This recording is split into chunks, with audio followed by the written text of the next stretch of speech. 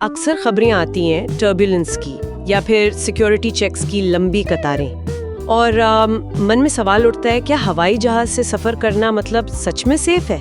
हाँ, ये सवाल बिल्कुल लाजमी है, खासकर जो चीजें हम सुनते हैं। तो आज हमारे पास जो जानकारी है वो इसी सवाल की तह तक जाने की कोशिश करती है।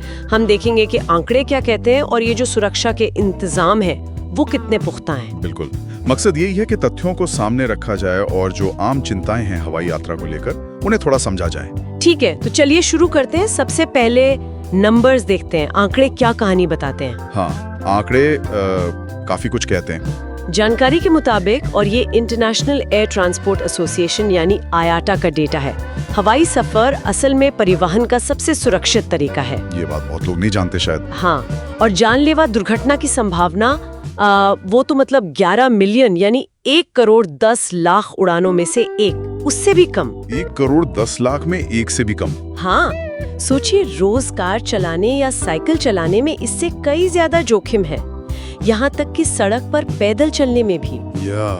ये आंकड़े वाकई चौंकाने वाले हैं। मतलब हम हवाई जहाज से कितना डरते हैं कभी-कभी, है ना?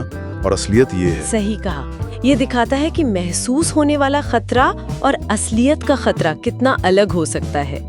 शायद वो कंट्रोल में न होने का एहसास डर पैदा करता है। हो सकता है, बिल्कुल। अच्छा, तो ये तो हुई आंकड़ों की बात, लेकिन सिर्फ नंबर्स की बात नहीं है।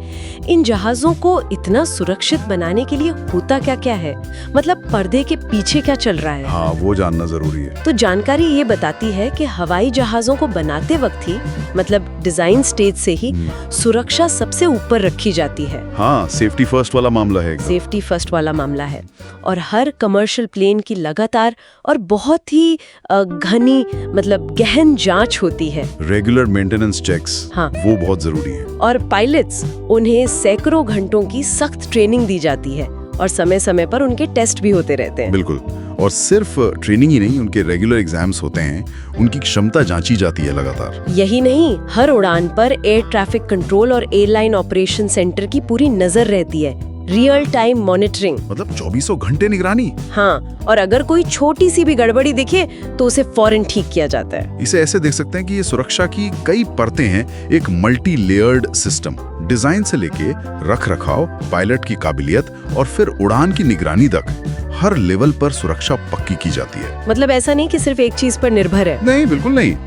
ये सिर्फ समस्या होने पर एक्शन लेना नहीं है, बल्कि समस्या को होने ही न देने का नजरिया है, एक प्रोएक्टिव अप्रोच। अच्छा, और एक चीज जो सफर में मतलब थोड़ी बेचैनी पैदा कर सकती है वो है टर्बुलेंस, हवा में वो हिचकोले। हाँ, वो तो है, थोड़ा डर लगता है उसमें। जानकारी कहती है कि ये गाड़ी चलाते वक्त सड़क के गड्ढों जैसा है, थोड़ा असहज पर खतरनाक नहीं। बिल्कुल सही है, ये तुलना काफी अच्छी है। असहज जरूर हो सकता है, लेकिन खतरनाक नहीं। और अहम बात यह है कि आजकल के विमान बहुत मजबूत होते हैं, उन्हें खराब मौसम और मुश्किल हालात झेलने के लिए ही डिजाइन किया जाता है। हाँ, उनकी इंजीनियरिंग कमाल की है, वो बहुत कुछ झेल सकते हैं। और पायलट भी ट्रेंड होते हैं कि टर्बुलेंस से कैसे बचें या सुरक्षित तरीके से उससे कैसे निपटें। बिल्कुल, वो या तो रूट बदल देते हैं या फिर विमान को सुरक्षित तरीके से उस स्थिति से निकाल लेते हैं। तो सलाह यही है कि सीट बेल्ट बांधे रखें और विमान पर और पायलट पर भरोसा करें। सही बात है, सीट बेल्ट बांधे रहना बहुत जरूरी है, खासकर जब टर्बुलेंस की चेतावनी हो। एक और चिंता आजकल रहती है, खासकर फ्लू वगैरह के मौसम में या कोविड के बाद से, जहाज के अंदर की हवा कैसी होती है, क्या वो सुरक्षित है? हाँ, ये भी एक कॉमन कंसर्न है। तो जानकारी के अनुसार प्लेन के अंदर हवा साफ करने का सिस्टम असल में कमाल का है। इसमें हेपा फिल्टर लगे होते हैं। हेपा फिल्टर्स, हाँ, ये तो बहुत प्रभावी होते हैं। हाँ, ये वही तकनीक है जो अस्पतालों के ऑपरेशन थिएटर में हवा साफ रखने के लिए इस्तेमाल होती है। ये 99.9% वायरस और बैक्टीरिया पकड़ लेते हैं। 99.9%, ये तो बहुत ज्यादा है। और हवा हर 2-3 मिनट में पूरी तरह बदल दी जाती है, ताज़ा हवा आती रहती है। अच्छा, हर 2-3 मिनट में? हाँ, साथ ही एयरलाइंस उड़ानों के बीच जहाज को अच्छे से साफ भी करती हैं, सतहों को डिसइंफेक्ट करती हैं। तो ये हवा को फिल्टर करने का सिस्टम वाकई प्रभावशाली है।